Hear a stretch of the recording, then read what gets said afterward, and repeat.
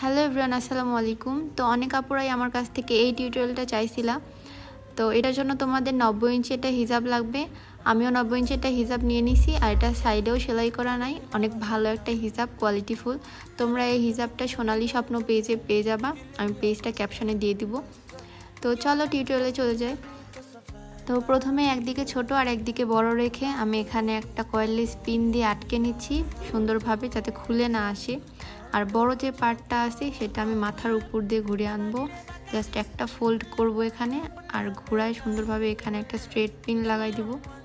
এখানে তোমরা ব্রোচ বা কয়েললেস পিন বা যে কোনো সেফটি পিন ইউজ করতে পারো, যদি তোমাদের স্ট্রেট পিন ইউজ করতে কোনো প্রবলেম হয়। সেম লুক দিবে, কোনো প্রবলেম নেই। এই তো হয়ে গেছে অলরেডি একটা স্টাইল। এভাবেও অনেক আপুরা পরে, আমি এভাবে পরি না, জাস্ট পেছনের পার্টটা সামনে আনি।